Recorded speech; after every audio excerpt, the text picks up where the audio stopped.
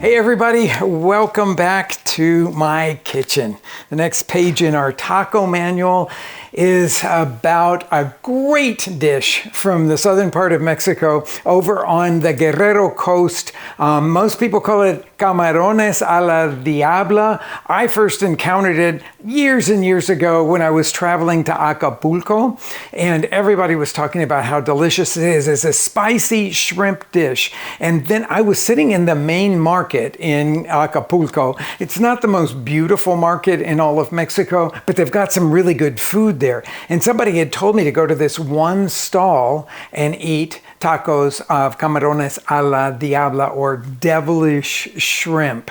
And they were definitely the best. And I'm going to share with you today what I learned all those years ago in that one market stall. So you start first by making a guajillo chili sauce, which is what I'm working on here. This is the guajillo chile. You can find it in all the Mexican grocery stores. Many times we say it's the workhorse chili of the Mexican kitchen. You pull out the stem end and then you tear them open, letting the seeds fall out. Just like that. Now you'll see that there's going to be a seed pod in most of them that is attached. You'll pull that out like that. Get all those seeds out of it, and then tear these into flat pieces so that you can go onto the toasting of them. Now, toasting is done in a dry skillet or on a comal or a plancha. And I will tell you that the more thoroughly you toast for this dish, the better everything is. So I'm going to just put a few of these flat pieces of the guajillo chile into this pan that's already heated over medium.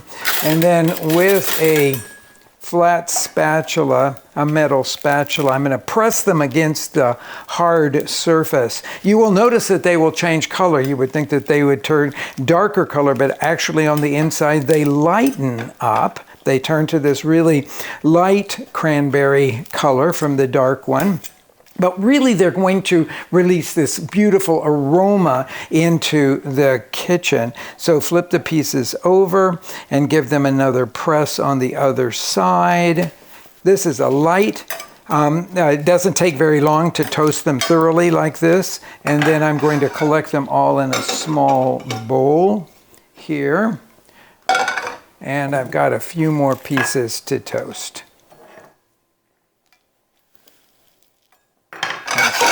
Now, the next thing is to rehydrate these dried chilies, and I'm going to do that with hot tap water. Some people like to use boiling water for this, but I don't think it's necessary. I use hot tap water and cover them nicely with that. And then I would say you weight them, because they'll float to the top. Weight them with something to hold them down like that. Those are going to take about 20 minutes or so to rehydrate completely and become sort of soft and pliable again. I'll meet you back here to finish the sauce when those are ready. Now these are soft. You can see how they look like they've just completely plumped up there. And I'm going to collect all of those into the blender jar here.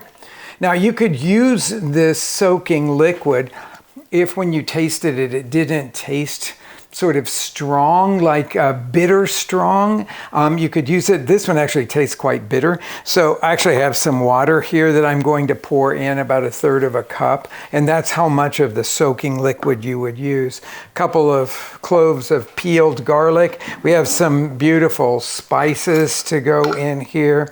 I'm putting just a little bit of cumin, about 1/8 of a teaspoon of cumin into my molcajete, my little one that I use for spices, about 1/4 of a teaspoon of black pepper, and then a little bit of Mexican oregano, about a teaspoon. This is the whole leaf stuff, so a teaspoon isn't very much of that. And then I'm going to just use the pestle here to crush that cumin and the black pepper into a powder. You know, one of the reasons that I like doing this is just simply that I love the smell of it. And it doesn't really take very much effort to do that, but I love keeping this little mortar, and you could use any kind of mortar, right near my cooking area so that I could do this kind of crushing of spices and get the full effect that they have to offer. Okay, so that's going to go over there. Then I have an onion here. It's a medium-sized onion, and I'm going to thinly slice a half of a half here, about that much of it. I'm going to come back to this onion when we're ready to serve and thinly slice it for service, but I'm going to just set it aside right now. And then I think we're ready to make this red chili puree.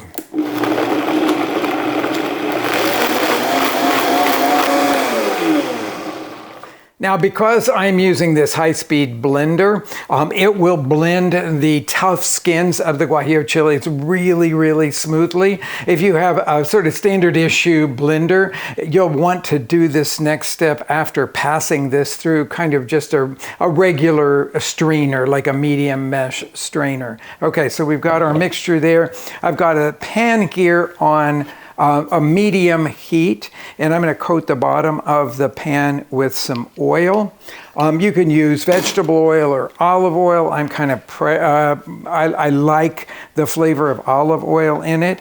And so I'm going to put this mixture now into the pan, and I'm going to scrape out every bit of it because I'm going to need all of this sauce. So I'm going to be careful to get it all out here. And you heard that good sharp sizzle when it went into the pan. That's what I'm looking for, because we're actually searing this sauce base, this chili puree sauce base, and bringing out the natural sweetness that's there, but you have to actually sort of caramelize those flavors in order to bring that out and to balance the flavors. This is something that I learned from Mexican cooks ages and ages ago, that if you sear your chili base for your sauces, that you will balance the flavors, you will bring up sweetness, you will hide some of the natural astringency that is there, and it just creates an absolutely beautiful balanced chili flavor. I'm going to cook this, stirring it regularly for a few more minutes until it's darkened quite a bit and it has the consistency of tomato paste, let's say. And that'll take me 3 or 4 more minutes. I'll show you what that looks like when it's ready. Okay, you can see how it really is the consistency of tomato paste. It actually looks like tomato paste here in the pan. The rest of the water that we didn't have will go in here. And now to bring all of the flavors together, I'm going to let this simmer over very low heat for about 20 minutes or so. Then we'll come back and season it and finish our shrimp a la Diabla. Time to taste and season. Oh, I've got to show you what this looks like. I would say it looks a little bit like the canned tomato sauce, that kind of consistency. You might think of it as sort of the consistency of a marinara sauce, something like that. Of course, there is no seasoning in this yet. I'm going to start with a good teaspoon of salt in it and then come back and check it. I know it's going to take at least that 1 teaspoon. And because there's this natural bitterness in most chilies, I like to put just a pinch of sugar in there, not to make it sweet, just to balance that bitterness. So I'm going to start with a teaspoon of that. And then we can kind of go from there. Once it is mixed in thoroughly, I'll give it another taste. Completely changed. Completely changed. I think it's going to need just a bit more salt. So I put in another 1/4 teaspoon or so, but I'm working with that big flake diamond crystal salt here. Okay. We're ready, except that now we're going to make it a la Diabla. And we're going to add, well, you can add 3 to 4 tablespoons of Mexican hot sauce. Here I am using Tamazula. You might be a Valentina fan, but I'm going to start with 3 tablespoons and then kind of go from there, seeing if I want it to be even spicier. The Mexican hot sauces are very different than the fermented mash hot sauces of the United States. Those, like Tabasco sauce, are really fermented mash. So they have a sort of, shall we say, a sort of skunkiness to them that comes from that fermentation. But these are not fermented mash at all. Okay, now the last taste here to see where we are flavor-wise. You get all the tanginess of the vinegar in that, the spiciness. I think it's really, really delicious. But this is Camarones a la Diabla. So that devilishness comes from being a spicy sauce. So make a spicy sauce here. Now, this is one of the things that I learned from the woman that showed me the whole making of her Camarones a la Diabla. She had a hot pan already, and she put butter into the pan.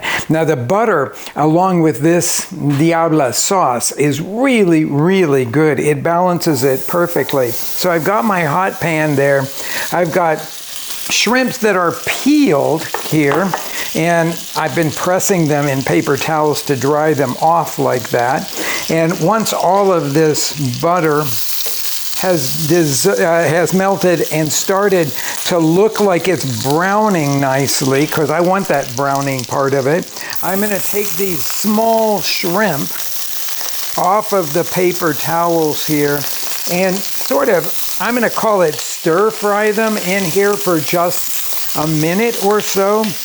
Remember, shrimps cook really quickly, and small shrimps will go very, very quickly. So you can stir them around, or you can toss the pan if you're comfortable tossing the pan. I think I've got them all in there now. So I'm just going to take this spatula to kind of turn them in the pan. And in about a minute, they will have turned from that translucent look to an opaque look. It's fine if there's some that are still translucent, because we're not quite finished with the cooking here yet. Butter will soften the strength of that sauce quite a lot. So I got them where I need them to be now. So I will take this sauce and I will pour that into the pan, and we will let these cook for another minute or two for the flavors to really come together. Okay. I'll stir everything together, and we'll let that sauce reduce a little bit in consistency. Okay, let's talk shrimp. Now, unless you live near a shrimping part of the world, you're going to be buying frozen shrimp. And I always say to buy the ones that are individually quick frozen. Don't go for that stuff in the fish counter that says defrosted for your convenience. You have no idea how long it's been there. So buy the frozen stuff and then just run it under cold water right before you need it. Now, if you're making shrimp tacos, I say that the ones that are about 50 to a pound are the absolute best size. Anything bigger is kind of clunkier, and I would say anything smaller than that will look inconsequential. So look for the ones that are about 50 to a pound. Now, back to the recipe. These look and smell so good. Okay, we're ready to make some tacos of Camarones a la Diabla. Okay, so I've got a plate here. I'll show you a couple of tortillas, fresh blue corn tortillas today that I'm working with. And lay those guys down. Now, the rest of that onion that I was talking about is sliced up here. I rinsed it under cold water, which makes it get really crisp and takes away the strong flavor of the onion. So we'll take some of these now Diabla shrimp to go. I figured that if you're going to make this, you're probably making it for a good sized group. So this is a little bit larger batch than what we often do. Some of these onions on the top that will add fresh crunch to everything. We've got some cilantro leaves here. Of course, you could do the street vendor kind of thing and just chop onions and cilantro together, but I figured with these beautiful shrimp, you might want something a little different. And this one really needs that squeeze of fresh lime over the top of it. I've been waiting for this moment right now.